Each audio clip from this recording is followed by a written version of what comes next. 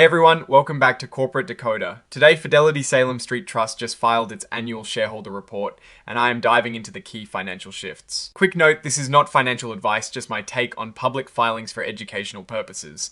This filing gives us a snapshot of how these Fidelity funds performed over the last year, and there are some really interesting numbers in here, especially when we compare them to benchmarks like the Russell 2000 index. So we're looking at an annual shareholder report, which means it covers a full fiscal year.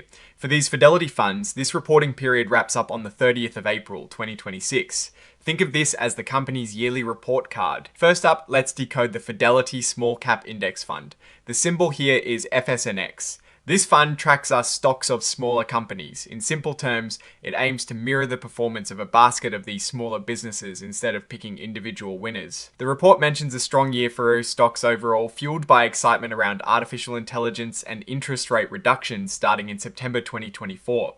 Industries like industrials really took off, gaining about 67%.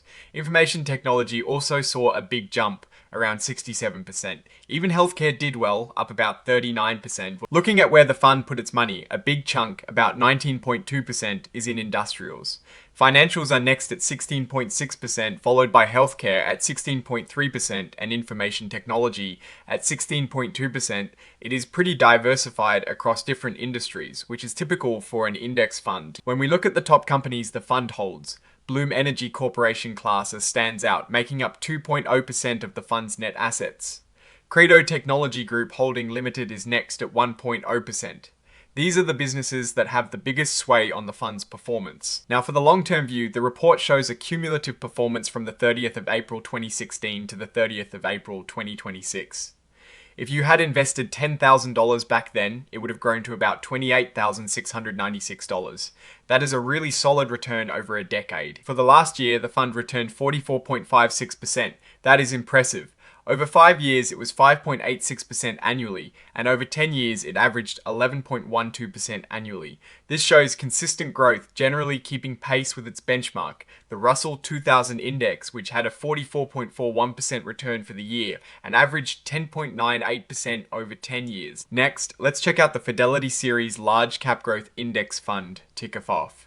This fund focuses on the stocks of large US companies that are expected to grow faster than the market. Similar to the small cap fund, this one also benefited from a strong US stock market in the 12 months ending the 30th of April. 2026, information technology was a major driver, gaining 39%, with semiconductors and semiconductor equipment industries doing exceptionally well, up 101%. Communication services also contributed, growing 52%. Individually, Nevada Edia was the top performer, gaining 83%. Broadcom also had a strong showing, up about 118%. These tech giants are clearly powering this fund. On the flip side, the financial sector was a drag, returning about -3%. This really shows how much the fund's performance is tied to the tech sector. This fund started in August 2018. An initial $10,000 investment has grown to $33,940 by the 30th of April 2026. That is an average annual total return of 17.18% for the life of the fund, which is quite strong, matching its benchmark, the Russell 1000 Growth Index, very closely. Looking at some key facts for this fund, its size is $2.47 billion. What's really interesting here is the total advisory fee is $0. That is right, a 0% advisory fee, which is a massive plus for investors. The portfolio turnover is 34%, meaning they adjust the holdings moderately throughout the year. The fund is heavily invested in information technology at 50.5%. Communication services make up 12.9%, and consumer discretionary is at 12.7%. This shows a clear focus on growth-oriented sectors. Now, let's shift gears to the Fidelity Mid-Cap Index Fund, ticker FSMDX. This fund invests in mid-sized US companies, sort of the middle ground between small and large companies. Like the others, this fund also saw gains from a strong US stock market in the 12 months ending the 30th of April 2026. Information technology was a big contributor, gaining about 89%, led by technology hardware and equipment. Industrials were also strong, up around 38%. On the downside, consumer staples hurt performance, returning roughly -2%. And some individual stocks like Western Digital really stood out, gaining 894%. But others like Flutter Entertainment were major detractors, down 61%. Looking at the 10-year performance from the 30th of April 2016, To the 30th of April 2026, a $10,000 investment has grown to about $29,897. The 1-year return was 25.79%, which is fantastic. Over 5 years, it averaged 7.71% annually, and over 10 years, it delivered 11.57% annually. This fund has been a steady performer, closely tracking its benchmark, the Russell Midcap Index. This fund is quite large, at over $50 billion. The advisory fee is $11.1 million, which seems high, but considering the fund size, that is typical for managing such a large portfolio. It is important to remember that the advisory fee is a percentage of assets under management. Industrials make up the largest portion of this fund's investments at 19.3%, followed by information technology at 14.8% and financials at 13.7%. It is a bit more balanced than the large cap growth fund, with a decent slice in industrials. Let's move on to the Fidelity Large Cap Value Index Fund, ticker FHOFX. This fund focuses on large US companies that are considered undervalued by the market, meaning their stock price might be lower than their intrinsic worth. This fund also benefited from the overall strong stock market for the 12 months ending the 30th of April, 2026.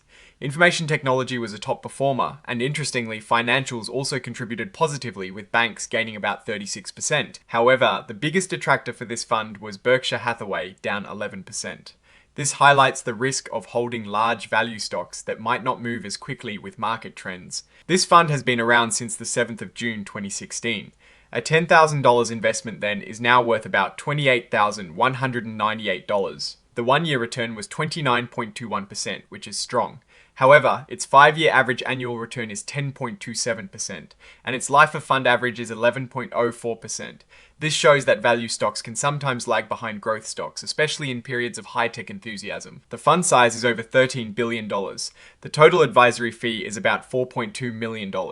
Again, typical for a fund of this size. The portfolio turnover is 21%, suggesting a moderately active approach. Financials are the largest sector for this fund at 19.4%, followed by information technology at 14.2% and industrials at 13.5%. This sector allocation makes sense for a value-oriented fund, as financials are often considered value stocks. Finally, let's look at the Fidelity Large Cap Growth Index Fund, ticker FSPGX. This fund invests in large US companies that have shown strong growth in their earnings and revenue, with the expectation that this growth will continue. This fund also benefited from the broad market strength, with information technology being a key driver again, gaining roughly 39%.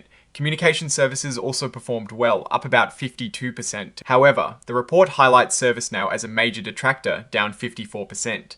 This shows that even in a strong market, individual stock performance can significantly impact fund returns. This fund also started on the 7th of June 2016. A $10,000 investment has grown to about $51,944, which is a 18.10% average annual return over its lifetime. This is a truly outstanding performance, significantly outpacing its benchmarks. This is a massive fund, over $44 billion in size. The notable point here is the total advisory fee, which is over $14 million. But remember, this is a percentage of assets. It's a strong performance, and it seems they executed well. This fund is heavily concentrated in information technology at 50.5%. Communication services and consumer discretionary follow at 12.9% and 12.7% respectively. This very strong tech focus aligns with its growth mandate. Now let's briefly touch on the accounting side. For the year ending the 30th of April 2026, the audit fees for these funds, including the Fidelity Small Cap Index Fund, were around $51,000. This is a standard cost for an audit. For the Fidelity Series Large Cap Growth Index Fund, the audit fees were about $40,300. These numbers are typical for funds of this size and complexity. Looking at the financial statements, especially for the Fidelity Series Large Cap Growth Index Fund, its net assets were over $2.47 billion as of the 30th of April 2026. That is a significant amount of money. The statement of operations for this fund shows a net investment income of over $11 million for the year. When we look at the net gain, it is a staggering $549 million. This highlights the impact of market performance on the fund's overall result. Digging into the financial highlights for the Fidelity Series Large Cap Growth Index Fund, the total return for the year ending the 30th of April 2026 was 30.60%. This is a very strong showing, beating other benchmarks and showing the power of growth investing in this period. The biggest takeaway from this filing is that the US stock market, particularly the technology sector, had a phenomenal year. Funds focused on growth, like the Fidelity Large Cap Growth Index Fund, saw significant gains driven by top performers like Nvidia and Broadcom. Even the small cap and mid cap funds benefited from this broad market strength, though there were some notable detractors in specific sectors and individual stocks.